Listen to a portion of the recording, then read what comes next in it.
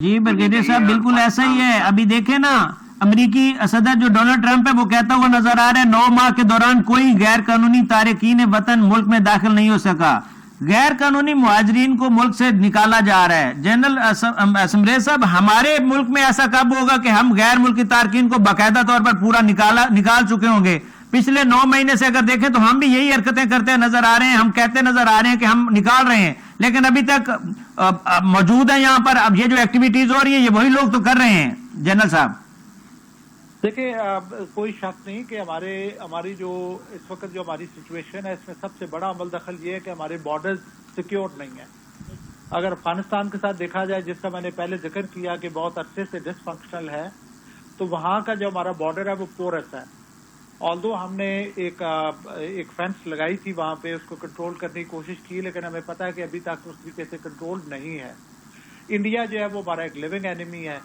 جیسے آپ نے پچھلی بات چیت میں ذکر کیا ہے انڈیا اسرائیل اور افغانستان کا گٹھ جوڑ یہ ڈیفینیٹلی اوور آل جو جیو پولیٹیکل گیم اس علاقے میں کھیلی جا رہی ہے اس کا حصہ ہے.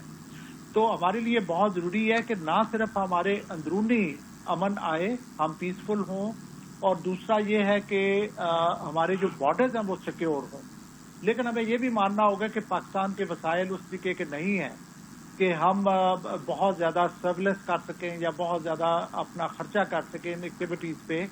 لیکن ہیونگ سیڈ دیٹ جو ہماری سچویشن ہے اس میں ہمیں اپنی انٹرنل اسٹیبلٹی اور اپنے ہمسایہ ممالک کے ساتھ کوآپریشن کے ساتھ چلنا بہت ضروری ہے ورنہ ہمارے لیے مشکلات اور آگے بڑھیں گی. کیونکہ جیسے وغیرہ ہارون نے بتایا کہ امریکہ کے ڈیزائن وہ نہیں ہیں جو ہمیں نظر آ رہے ہیں.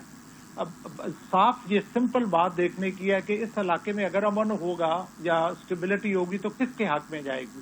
وہ ڈیفینیٹلی چائنا کے حق میں جائے گی اور امریکہ کبھی بھی ایسا کام نہیں کرنا چاہے گا جس کا فائدہ جو ہے وہ چائنا کو ہو.